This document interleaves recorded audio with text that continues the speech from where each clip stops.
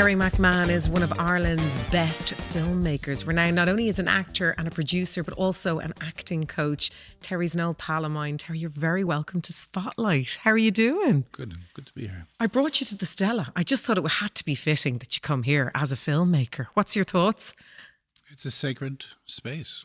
So I lived in Rathmines when I was 15 and 16. So I lived in this space. And to see it not just safeguarded, but to see it turned into this living, breathing work of art. Oh, it's incredible. That's even before you put on the film. I know. I love the place. You were saying you brought your kids here. And I mean, when children come to experience whatever it is, an animation or, a film, they just are in awe because nobody really gets that beauty of the old red leather seats like we would have experienced when we were younger. It's so different now, isn't it? It's magic. Yeah. It's an alchemical place.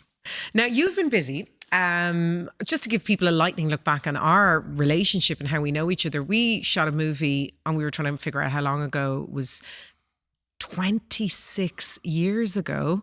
And we've seen each other throughout our careers and lives. Of course, you've gone on to make incredible movies and won IFTAs, and you've come back circle again. You've been an actor.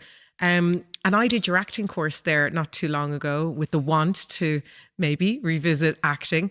But you've just returned from quite a long stint in Nollywood, as one would say, in Africa, making incredible movies. Tell me about that, because, I mean, that's kind of an arc, just so people know where we know each other and how that's happened. But what's it like filming in Africa, and how have you enjoyed the experience, especially with the new movie coming out? Well, Africa is... Once you land in Nigeria in the airport, it's a different world, instantly a different world. You have people offering you a wife. They're in official gear and they're offering you, do you want a wife? Oh, wow. You go, no, I'm fine, thanks. No, do you want a wife? Do you want a girlfriend? And you're standing there and this is just in the airport. Then you got to slip somebody a little bit of money to get through this part and that part. So by the time you get out of the airport in Nigeria, which usually takes about 3.5 hours, you've been so acclimatized to seeing the world differently. And then you step outside the airport and it's chaos, absolute chaos. And everything in Nigeria is chaos. But for whatever reason, maybe it's a gift from the gods, but they also have hope beyond belief. They believe in an interventionist God. They believe that at any moment, things can change completely. How did you film there? I mean, you've done multiple projects over the last few years since I last saw you. The latest movie, I know it's taken a different turn for you, but I mean, filming in that environment, like you've just expressed, was it hard? Was it difficult to do that? Well, we filmed in Lagos and then Kano in northern Nigeria. And in Kano in northern Nigeria, I had to have 3 special branch undercover cops with submachine guns walk around wherever I walked. My God. Because that was deemed to be the level of threat. At the same time, you're seeing unimaginable poverty, and at the same time, you're trying to make a film. So you got to cut out everything except what exists in front of the lens of the camera. Mm. And some of the people were very experienced, some of them had no experience. And they brought me over, in their words, to revolutionize Nollywood. And that became a big deal in the newspapers, it became a big deal in the media. And suddenly you've been treated like you're Steven Spielberg. And it bears no relation to any reality. Because the reality is that you're working under impossible circumstances to make a film that has no right to exist. And yet somehow, an amazing cast, amazing crew, we overcame whatever those obstacles were and made a film that became very, very powerful. Unfortunately, powerful films now can be problematic, particularly in countries where if they protest, they riot, and if they riot, someone dies. So it looks like they're recutting the film because they're afraid of the consequence. As a director, that's a sentence nobody wants to hear, right? Nobody wants to hear that. I mean, directors should have final cuts. So where does that leave you? I don't mind somebody having a difference of opinion. I don't mind somebody wanting a different approach. But they all signed off on the film and they were thrilled with the film. Right. Everybody involved said it was the greatest creative experience they've had. But then when time passes and whispers in the ear start to take root and suddenly people are responding from a position of fear and they're censoring a film or recutting a film to suit what they fear the reaction might be, they end up actually making it more dangerous because all the subtlety is gone and it becomes more polemic. And we're obviously talking about politics here. We're talking about suppression. We're talking about so many of, the historic words that are culminating in making a movie in Nollywood. But for you, the experience must have been thrilling, but also daunting at the same time. Daunting in the sense that before you go over there, you're given shots and then you're given anti-malaria medication. And nobody tells you that the anti-malaria medication makes you paranoid as hell. Oh, God. So you arrive in Nigeria and suddenly you're going, what the hell is wrong with me? Why am I in a constant state of fear? And then you actually begin to ask yourself, am I racist? Is it because these people are so different? And then when I discovered about the side effects of the medication, I dumped them in the bin, and within 24 hours, it was all out of my system. And suddenly I was bulletproof. And you go, it was the medication. The people, there's 245 million people in Nigeria, registered people. And when you arrive, you feel like you meet them all, because they're every one of them. And when I say on the hustle, I mean in a beautiful sense, on the make in a beautiful sense, full of hope. Everything is a possibility to extract themselves from the world of impoverishment, of silence, of invisibility. And I found them to be the most remarkable, the most extraordinary, the most compelling, and the most magnificent people. Talk us through the story, talk us through the movie, because obviously we've talked about it. Nollywood is a movement like Bollywood, but what movie did you make? What is it about? I'd love to know. It's a school teacher in north, south, east and west of Nigeria. Because it's such a vast idea, they try to have cross-cultural engagement. So north goes to south, east goes to west, and they transfer students. And some of these students are trainee teachers. And one of these students is a Christian trainee teacher who's brought to a Muslim, fundamentalist Muslim school. And a girl wearing a hijab is unwell and she collapses. And there are no female teachers around. And he beseeches everybody to get some female help, but they're away. So he has got to remove the hijab to administer mouth-to-mouth resuscitation. Then it is deliberately and maliciously recontextualized as a sexual assault. Okay. Suddenly his life is on the line. Oh, dear.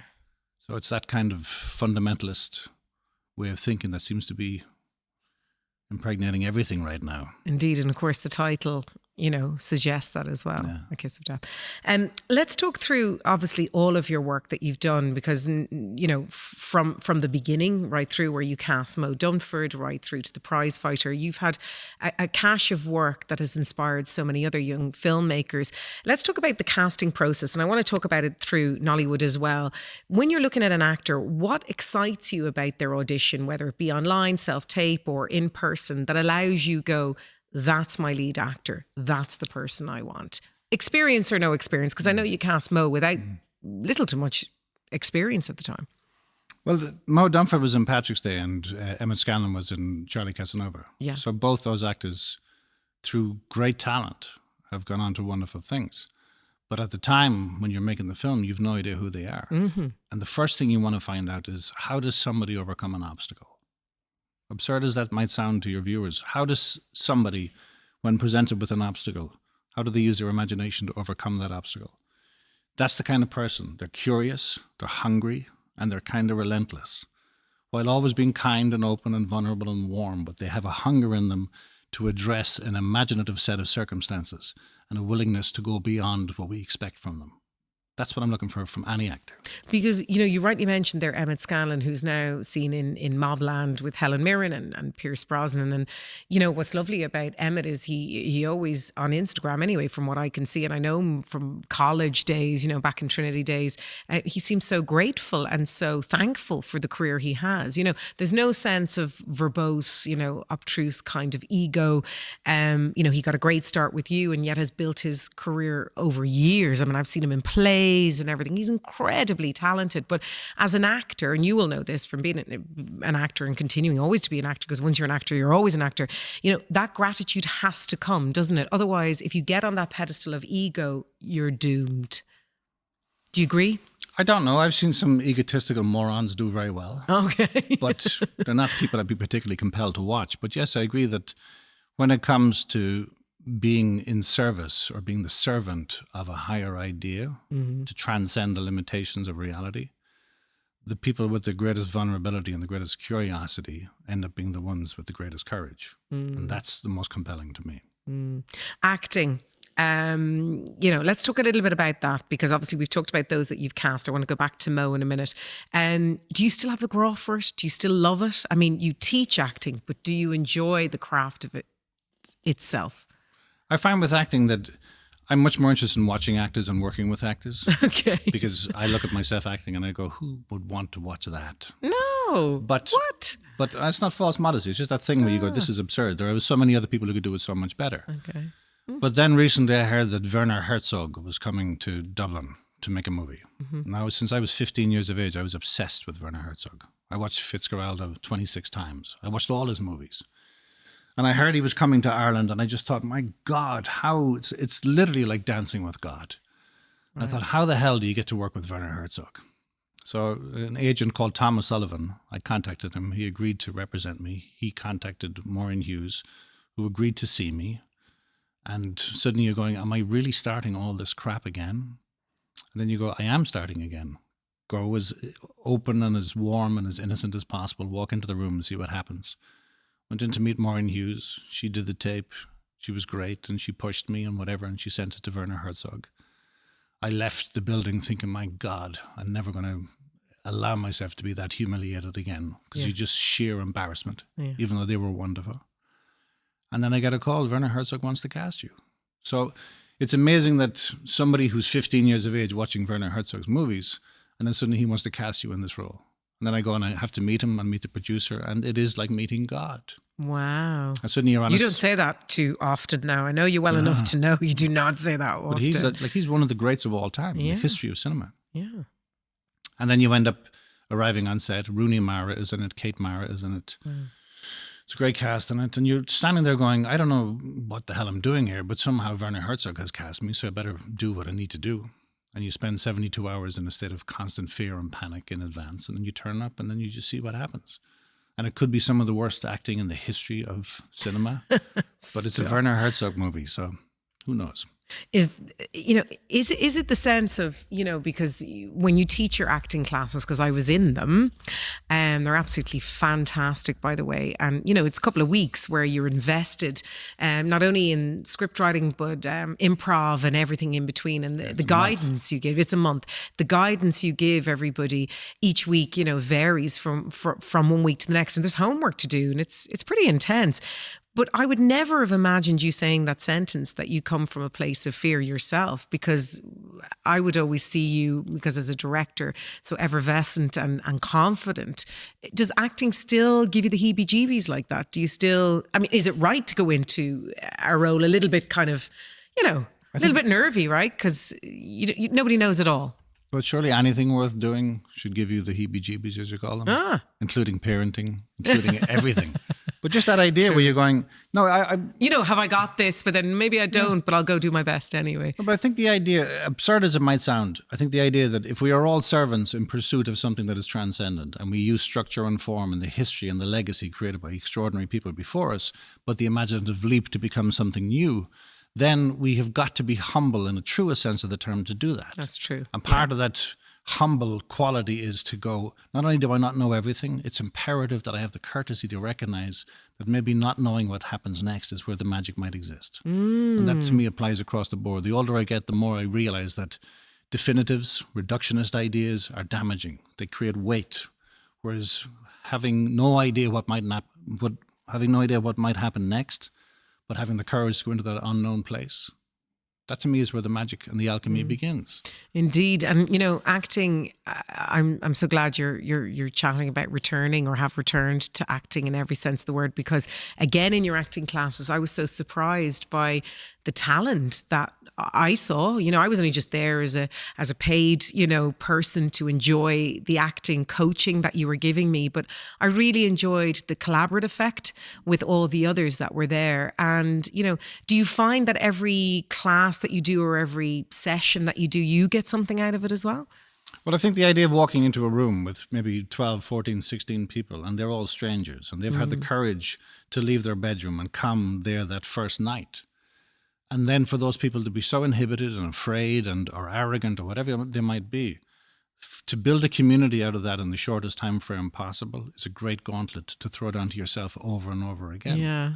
And the second thing is that we were counting there recently, there's 14 feature films have been made as a consequence of those classes, where the people in the class would end up making a movie, a feature film. Some of them have done very, very well. Amazing. And that idea, that joy of seeing that slow burn but eventual spotlight on somebody's talent. And I find time and again, some of the most talented people I've ever seen in my life are in a small room somewhere and no one would ever see them. I would agree. And thank you for saying spotlight. That obviously is the name of the show. But that's so true, isn't it? It's about putting the spotlight on somebody. And I just want to reiterate again, in your acting classes, there is a camera. You allow people be on camera. They can have a show reel afterwards. So that sense is really inviting. If you want to take on acting and you've no idea, you've no experience, I found that I was revisiting it was slightly different because I had an acting agent. I'd done a bit of acting before. So I was nervous enough walking through that threshold. But some of the others with me, no experience whatsoever. And they really shone. And I thought to myself, you probably find yourself looking at certain people in the classes over the years that you've done it and think they could act there with some of the greats. There's talent everywhere. Well, I remember Jared Harris came to the class, the great Jared Harris. Right. And he's one of my favorite actors in the world. And he came to the class. It was part of the Richard Harris Film Festival, and he just dropped in. Lovely. And then he was so excited by the class, he asked, could he come to a second one? So I said, of course. So he came to a second one.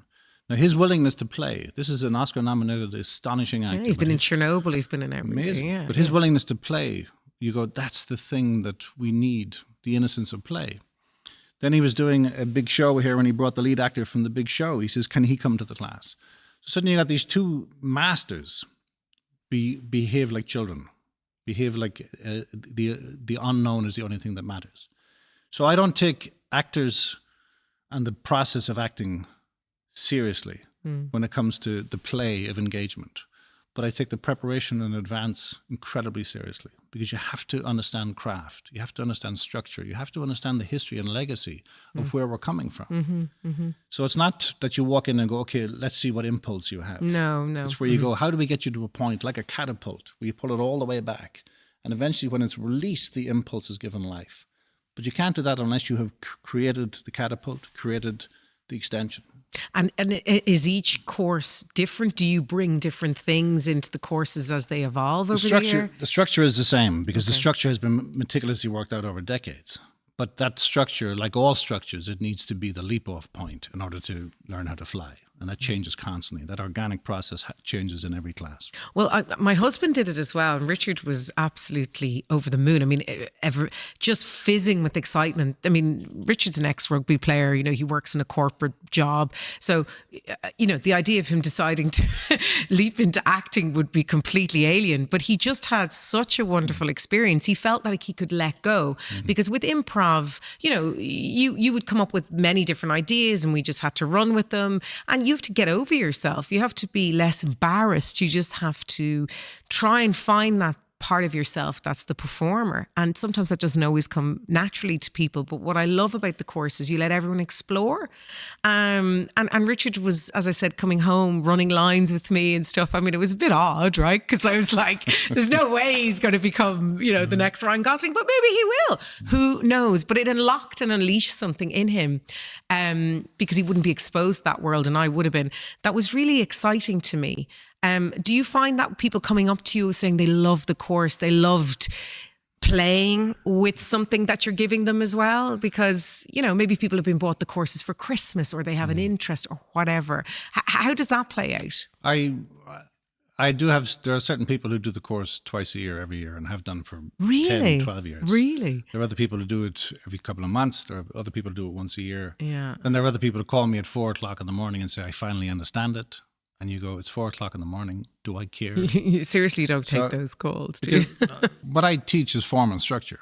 And form and structure is the greatest tool you can possibly have in order to overcome. You talk about embarrassment or fear. Fear and embarrassment are not just inevitable, they're kind of necessary. And this idea of confidence, I never understood why confidence was elevated to the top of the hierarchy of capacity. Morons can be incompetent. Morons can be confident with their incompetence. Yes. And the arrogance of incompetence is something I see all across the board. So I not Never only a true word said, yeah. But not only does it not bother me if someone is inhibited or if somebody is afraid or shy or doubts themselves, immediately that endears them to me, because immediately I go, okay, there's life in them. Now, how do they overcome the obstacles to get what they want?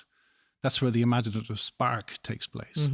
And no matter how experienced or inexperienced you are as an actor, the same fundamental idea of the imaginative impulse to overcome an obstacle becomes as exciting now as it was 30 years ago or 30 years from now. So Terry, you're in the middle of the classes at the moment. They run all through the year, but I know people are going to be screaming, "Where? Ask them, how can we get to you again? How can you be part of the classes?"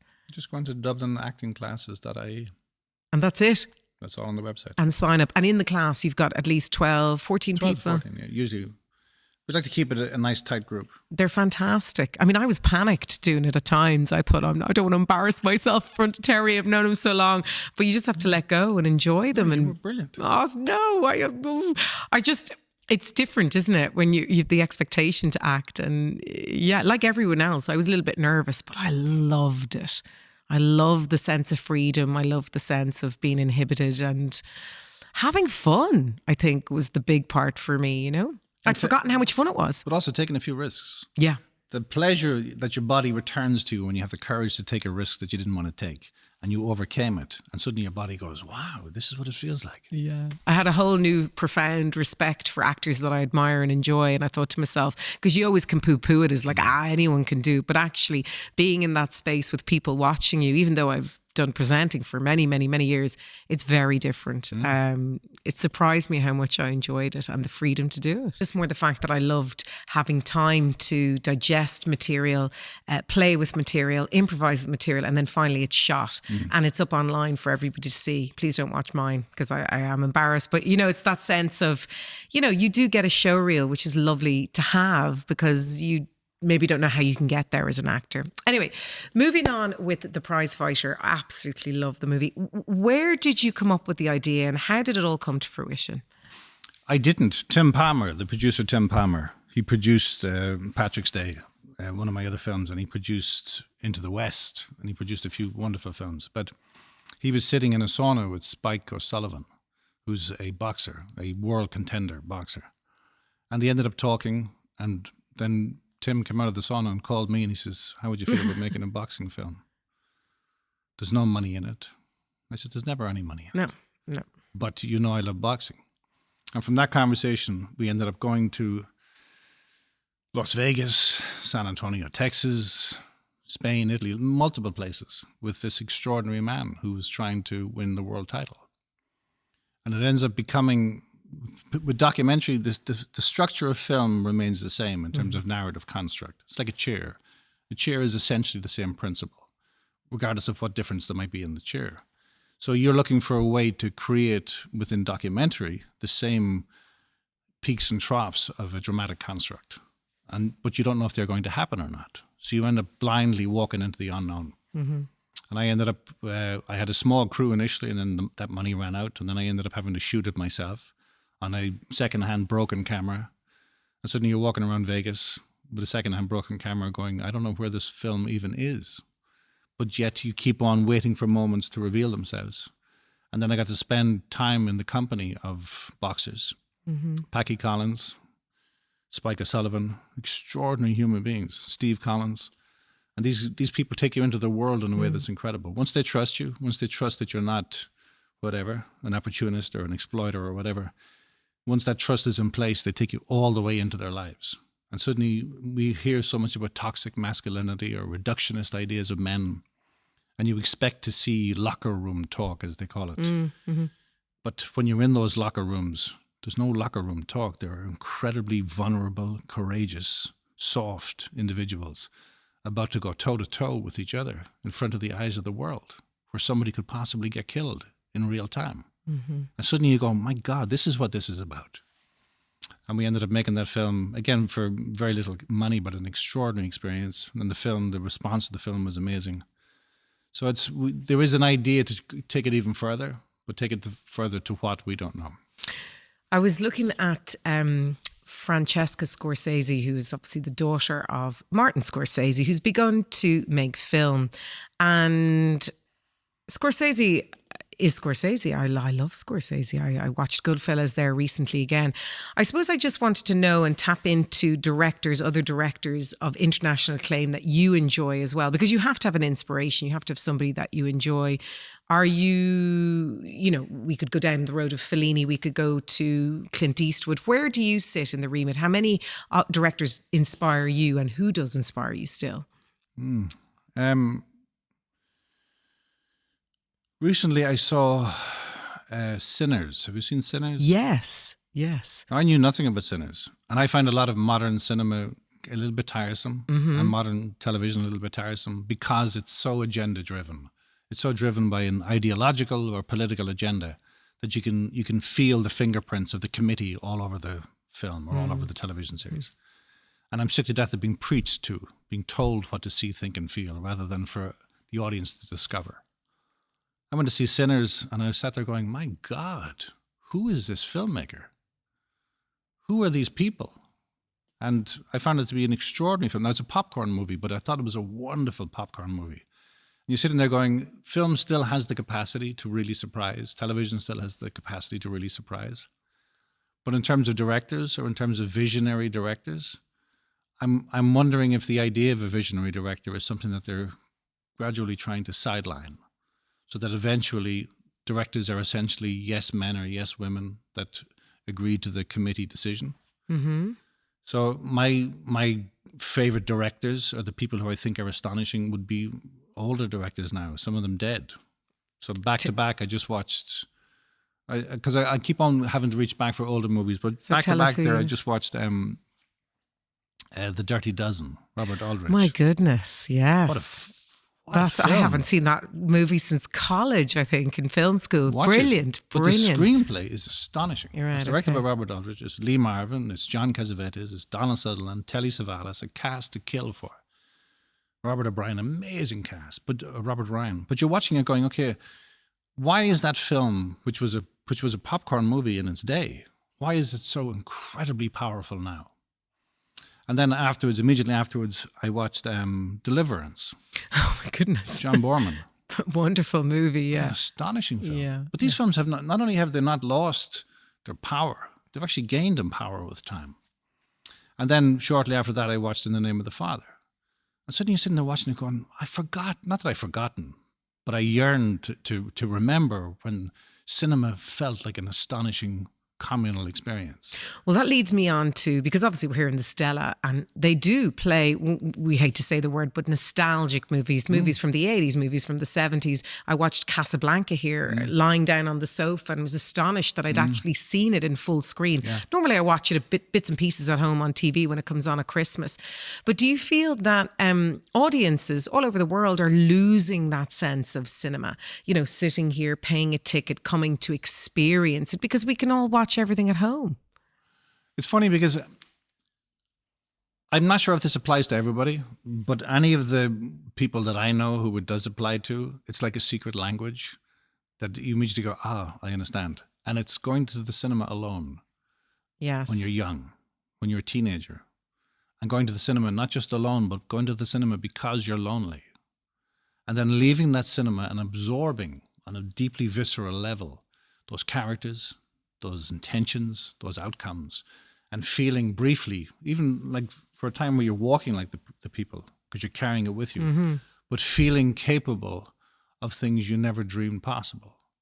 And for me, film, in terms of its capacity to inspire in us, the viewer, the recognition that we're not alone in the world, that was its astonishing power.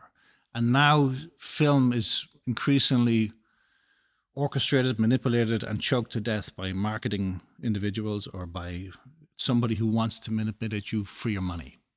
Whereas film used to be about stimulating and provoking you to recognize you're not alone in the world. Now film seems to be, give me your money in as many different ways as possible, and you're still alone in the world. That's an interesting way to put it, because I was going to ask you there quickly, and I might as well ask you, is like, what would be on your hit list that you've watched that have inspired you? I know we talked about Deliverance and that, but movies growing up as a young guy in Mullingar, you know, what movies, when you were sitting in the cinema, did you go, this is what I want to do? I want to become a director or an actor. I know my few, but what are yours? What are your few? Well, actually, weirdly, Lady and the Tramp was one of my favorite movies. It still resonates with me, the story. I remember my father buying me a vinyl with, you know, the whole picture of Lady and the Tramp on it. And I remember when the red curtains opened, my little feet didn't even, you know, hit the bottom of the floor. I had my tights because it was snowy day. And I remember my father put on the radiator, something like this. And when those red curtains opened, I thought, I didn't even know what I was going to see, but I was already in love. It was so seductive. So for me, it began with the love of Disney. You know, Mary Poppins came next, Willy Wonka and the Chocolate Factory, all of those.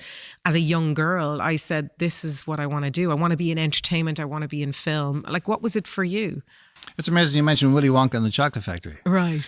Because I'm a lifelong obsessive fan of Gene Wilder. I don't think he gets the respect he deserves. No. Because he's seen as a comedy actor, whereas he's so much more than that. But I remember going to see E.T. in the cinema. Oh, wow. And you're in a packed cinema and E.T. is dying or dead and the boy is crying and you're sitting there, tears spilling down your face and you're going, oh my God, what am I doing? It gets me every time. But you're in a state of shock. Oh, yeah, absolutely. You can't believe you're behaving this way in public. And then you try to peer around and everyone else is sobbing their heart out and snot's coming out of their nose and you're going, what is this? Like, this is what religion is supposed to be. Yeah. But yeah, those kind of films. But they're special movies. They stay with you for days and weeks afterwards. Sometimes for years. a lifetime. Yeah. Because I remember recently with my father, I rewatched On the Waterfront. And again, I was stunned at just how powerful and visceral the film is. And there's a part of you, at the time, you're just experiencing it. But then you go, okay, with a bit of time passing and a bit of retrospective knowledge acquired, you suddenly go, I understand how it was crafted now, finally. And rather than that diminishing your appreciation for it, it just escalates it further. So the great films, you know, for me... I already know it's Willy Wonka and E.T., so that's good. One more? Willy Wonka, because the scene in Willy Wonka where Gene Wilder breaks down and starts shouting at the boy, that's like an awakening from childhood. I hated that part of the movie. Astounding. Oh, but it was so visceral. Hated it. Because you're sitting there watching it going, this is supposed to be a kid's movie. And I feel a sick feeling in my belly and I feel like I've been caught out and I feel like so suddenly a child's movie has the ability to make you reflect on the nature of who you are and the nature of the future. Like, that's how powerful cinema is. Are you going to make children's movies? I've just popped that into my head. I mean, considering we're talking about this, would it be something you'd like to do? You've got 5 kids, so, you know, I should have been less busy making children and more making kids' movies. I'd love to make a kids' movie. Again, I think it would be brilliant. I've whatever has happened, I've got a bit of a big mouth and I've questioned a few things politically in our country and I've been involved in some activist action and all that kind of stuff to house our homeless with Home Sweet Home and all those types of things. So suddenly you become persona non gratis across the board. But in terms of the films that you make for nothing, those are the films that I've made. But I would love to make children's films. But I would love to make children's films the way did you ever see The Witches? Yes, the Roald Dahl. Yes, well, it's an old one now, but of course Angelica Houston was in it. It was Nicholas Roeg. They got Nicholas Roeg to direct it. Nicholas Roeg, it's terrifying beyond belief. It's shattering. Yes, but it's a masterpiece. Yes. So I'd love to make, if I was going to make kids' movies, there's another great one, The Garofalo. Have you ever seen The Garofalo? Yes, yes. Well, I have a 16-month-old, so I'm very aware of The Garofalo. That's a dark movie. No, I talk about the movie of it. Yes, the movie, yes. It's a really dark film. Dark beyond. James Gandolfini plays. That's right, yeah. But again, I'd love to make kids' movies the way kids' movies should be made, which is children are far smarter than we give them credit for. There's also, you mentioned you've got, I mentioned you've got 5 kids, but you'd said to me earlier that the children are really involved in film. You've a range of a beautiful 5-year-old right up to 30. So yes, you have been busy the last 30 years. But do your kids take inspiration from you? Daddy's an actor, Daddy's a producer, he's not, he's an IFTA winning script writer. And obviously your time away in Africa, have they kind of said to themselves, I want to do that. That's what I'm interested in as well. Or have they decided, no thanks, I don't want to be part of that industry? No, I'm daddy deadbeat to them. Daddy deadbeat? My daughter. What does that mean? Meaning that I want nothing to do with that guy. My daughter just got a first class honours master's degree from IADT, so I don't know how the hell she ended up doing that. And my son creates content, very successfully creates content for people on video form. Wow. So So they are involved in more than ways. involved, they're actually teaching me how it should be done. So I think they look to me for lessons in how not to do something. Teaching an old dog new tricks. And your beautiful little 5-year-old, I mean, how do you introduce her to the world of cinema? Because you rightly said, and I agree with you, you know, I love Tim Burton. I love so many other directors that indulge in new methods. CGI would not be my favorite, but, you know, bits and pieces. How do you introduce a young eyes to the world of cinema and what that means now? Because it's very different when we were growing up. What does she like to see, and how do you explain to her what it is? Well, I brought her to see the live action of Lilo and Stitch when it opened. Yeah. I was blown away by it. It's a wonderful movie. So well made, so beautifully executed. Now, her knowledge of that is as a live action, or as an animation rather than live action. Of course, yeah. And she sees a live action version of it and she goes, whoa. And suddenly her capacity to expand what she thinks is possible increases exponentially to the point where she's going, this is what it feels like. Mm-hmm. So she loved it. In terms of, you know, we're all existing in a realm now where we can't differentiate illusion from reality anyway. Mm-hmm, we don't know what the hell is real. So for kids, I think the one thing that you got to anchor them in is that if the ethics of the film, and not the morality, or not the politics, or not the polemicism, or not the propaganda of it, but if the ethics of a film come from a place that is exploring how we are capable of becoming extraordinary ourselves, then that's a great place to start from. Oh, if a film is coming from a place of manipulation or exploitation or propagandizing, then it's a terrible place to start from. Mm-hmm. So I tried to introduce her to great films that exist that have some ethical base. Well, we'll have to do a second podcast to find out what they are. Terry, we have to wrap it up, sadly. We're nearly at our finishing line. But I suppose, aside from all the work that you do, you know, there's future endeavours always to come. What would you like to do next? You're always looking for the next venture. And obviously, as a film director, it's always on your mind. What would we be privy to for next? I've written multiple scripts. I've been commissioned to write multiple scripts as well. But I have one particularly close to my heart that I don't know whether you remember in Braveheart. There's a guy called David O'Hara. Okay. He's the Irish character in it. All these Irish actors playing Scots, but the one he's Scots who played Irish. And he was Mel Gibson's sidekick. Okay. Now, I remember him even from before that. But I've seen the movie. I just haven't seen it in a long time. He's an amazing actor, astonishing actor. He did another Irish film called The Matchmaker with Janine Garofalo. No. He's amazing. Now I know who you're talking about. You know, he did The Departed with Scorsese. He's incredible. I've kind of been in love with him as an artist for decades, but he is desperately passionate about a script of mine. And we really want to make it together. And we have a meeting with Screen Ireland next month. So what comes out of it, I don't know. It's a deeply personal and very, very complex, and I think potentially powerhouse action thriller movie.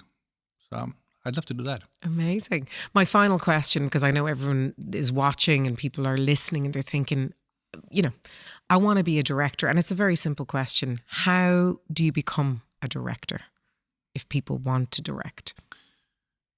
Pick up a pencil, pick up a piece of paper, and start to write interior dot or exterior dot and see what happens. But don't stop until you're 2 pages in, minimum 2 pages. Okay. And write 2 pages every day for a month and do not stop.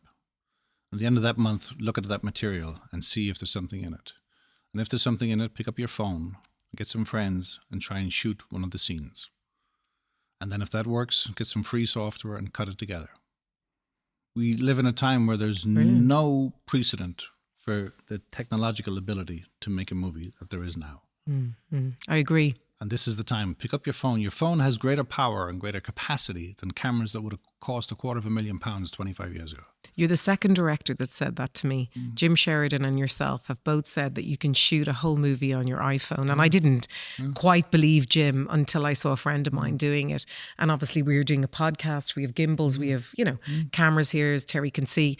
But it really is a truism, isn't it? That you can literally shoot on your phone. It's become that powerful nearly. An iPhone can make a movie. But that effective. And again, because we now exist in a time where kids are less worried about structure of an image and sound of an image than they are about the content of an image. So if your content is compelling enough, we will overlook all kinds of limitations to engage. If your content is not compelling enough, it doesn't matter how beautiful it looks or how much money we spent on it. So these 3 cameras here, there's more than enough here to make a film, an extraordinary film, a film that could be screened to a vast audience in the Stella Cinema. Well, on that note, I will take that as it is. This could be a podcast film in the making. Thank you so much, Terry. It's been an absolute joy having you on Spotlight. And there's so much more to say. We want to get you back on again. And best of luck, of course, with the movie. We're really looking forward to hearing more. Thanks.